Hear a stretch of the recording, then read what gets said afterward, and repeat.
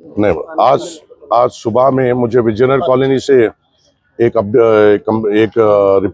Call आया था कि यहाँ पर विजिलेंस के ऑफिसर सील करने आए हैं, एक बिल्डिंग को सील करने आए हैं।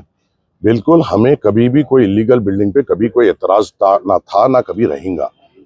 अगर जीएचएमसी या गवर्नमेंट के कोई अहदेदार किसी भी बिल्डिंग पे अपने तरफ से due process of law follow करते हैं, अगर कोई काम करते हैं, हमें कोई प्रोसेस नहीं हो, हमें कोई प्रॉब्लम नहीं होगा। मगर ये जो पर्टिकुलर बिल्डिंग है, इसमें जो 3 कंप्लेनर्स है, सबसे पहला कंप्लेनर है वसीम, जो कांग्रेस पार्टी का नॉमिनेटेड मेंबर है गुडी मलकापुर फ्लावर मार्केट में।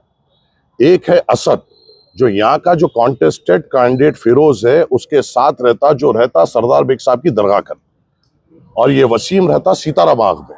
और एक प्रवीण बोल के कंप्लेनर है, जो फिरोज खान के साथ रहता, जो रहता संतोष नगर कॉलोनी में। ये तीनों कंप्लेनर्स का इस कॉलोनी से दूर दूर तक, किलोमीटर तक कोई रिश्ता नहीं। ये लोग एक एक्सटॉर्शन रैकेट पूरे नामपल्ली में चला रहे हैं। इससे पहले भी जब आसिफ नगर पीएस का ये झड़प हुई थी, मैं बार बार लोगों को चीख कर कहा कि ये लोग इन राइटिंग कंप्लेन डाल रहे हैं और यहाँ पे एक एक्सटॉर्शन रैकेट चला रहे हैं और बिल्डिंग्स के ओनर्स को सता रहे हैं। मेरी आपसे, आपके जरिए से पूरे बिल्डिंग ओनर से ये गुजारिश, अगर कोई भी आपको एक्सटॉर्ट करने की कोशिश कर रहा है, आप प्लीज मेरे पास आइए, मैं आपके साथ ठहरूंगा, इर्रेस्पेक्टिव ऑफ हिंदू मुस्लिम या कुछ भी हो। फिरोज को शर्म आनी चाहिए कि आज वो एक हिंदू का घर तोड़ा रहा है। ये वही हिंदू कम्युनिटी है जो उसके साथ एक साथ इलेक्शन में ठहरी हुई थी, और आज वही कम्युनिटी के जो लोग उसके साथ थे, मैं उनसे पूछता हूं, क्या तुमको शर्म नहीं आती कि तुम्हारी साथ के एक भाई का पूंजी की कमाई को आज तोड़ा जा रहा है? और एक्सटॉर्शन कितना किया जा रहा है? 30 लाख रुपए का वीडियोस है। वो असद और उसके दूसरे लोग आके यहाँ के जो ओनर है अभिषेक, उनसे बात करें। कहा यह जा रहा है कि ये बीआरएस कैंडिडेट है, बीआरएस पार्टी से ताल्लुक रखते हैं, और इनको दबाव डाला जा रहा है कि तुम कांग्रेस में शामिल हो। आप विजयनगर कॉलोनी डिवीजन प्रेसिडेंट। ये तरीका होता है किसी को अपनी पार्टी में लेने का? तरीकेकार ये होता है कि अखलाक से अपना काम करे और वो अपने खुद से आए। और आज यहाँ पे एक एक्सटॉर्शन रैकेट हो रहा है, और मैं यहाँ पे इसलिए आया हूं कि मैंने जीएचएमसी और विजिलेंस को इस एक्सटॉर्शन रैकेट का पार्ट नहीं बनना देना चाहूंगा।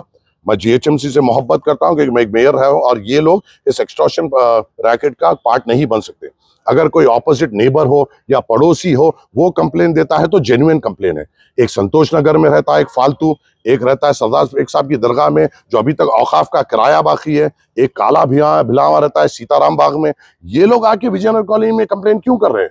इनका मकसद ये है, हराम कमाई से अपने घर को चलाए, हराम कमाई से अपनी औलाद को पालाए, और अपने आका के शराब के खर्चे को उठाए। ये है इनका काम। इनके आका का अब शराब कहने के भी पैसे नहीं है, तो अपने कुत्तों को गली गली भेज रहा है कि लोगों से पैसे लूट कर लाओ ताकि मैं उधर शराब पी सके।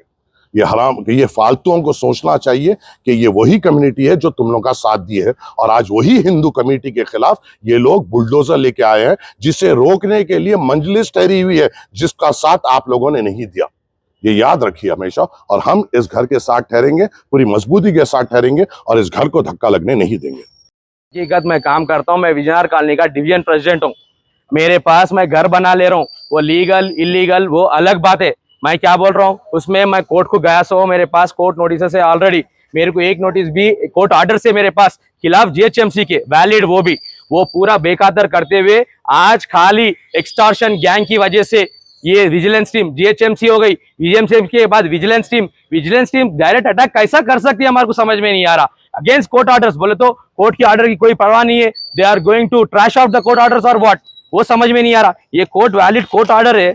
इसके बाद मैं क्या बोल रहा हूँ, मैं समझाया बताया भी उन लोगों को, देखने की लायक नहीं कर रहे, उसको कम से कम केयर भी नहीं कर रहे। और ऊपर से बात हुई 30-30 लाख रुपए के एक्सटॉर्शन कहां से लाके देंगे भाई? अभी तो पैसे जरा गरीब लोगों से, अभी तो थोड़े पैसे वही बैंक लोन उठा के कर रहे। इसकी बैंक लोन की स्टेटमेंट बता दूं मैं, अभी तो शुरू हुए एक्सटॉर्शन। असद, प्रवीण, शेजान, नंदू, ये पूरे यहाँ के लोकल नहीं है। फिर 4-4, 5-5 किलोमीटर के फिरोज खान का काम करते। फिरोज खान साहब क्या बोलते, मेरे को आओ, वहां पे आओ, मेरे को जुल्म कर देते कि आके पैरा पड़ो, बीआरएस छोड़ दो। अरे कैसा छोड़ दे भाई? मेरी बीआरएस में जब तक मेरी पार्टी मेरे को इज्जत दे रही, इज्जत करा दे रही, खाली 10 साल हुकूमत में थे, एक दिन भी किसी की एक कंप्लेंट कराना, कहीं कहा तो भी एक जगह भी मेरे पास एक कंप्लेंट नहीं है। एमआईएम आज की तारीख में एमआईएम के साथ सपोर्ट करे बोले तो हमारा केसीआर साहब कुछ बोला हमारे को, केटीआर साहब हमारे को बोले थे एमआईएम के साथ मिलकर काम करना है बोल के, हाँ हम करे थे, बाजाब से बोल रहे और जब तक रहेंगे तो जब तक करे बोल के बोले साथ थे करे, अब तुम लोग साथ ही चना भाई वैसा बोल के फिर हमारे माजिद भाई मेरे पास नहीं आए क्या, मेरे सपोर्ट में नहीं आए क्या, उन्होंने मैं फोन भी नहीं करा, उन्होंने खाली डायरेक्ट मेरे पर जुल्म हो रहा बोल के, कौन बोले कि नहीं मालूम, मेरा बहुत बहुत थैंकफुल है, मैं बहुत थैंकफुल रहता हूँ एमएलए साहब को, उन्होंने मेरे पास आए, मेरे पीछे ठहरे। पार्टी चेंज करो बोल के प्रेशर करेगा। पार्टी चेंज की तो अलग बात है बड़े भाई, मैं बीआरएस में ना और एक बोरा बंडा की स्टार्ट करके कहा और एक सरदार को बनाने की सोच रहे क्या, ऐसा टीआरएस को मजबूत करने की जगह पे जो आदमी है उसको नीचे गिरा दिया तो खत्म हो जाता बोल के सोच रहे क्या, क्या तो अभी ये समझ में नहीं आ रहा, कौन सी फाइल बड़े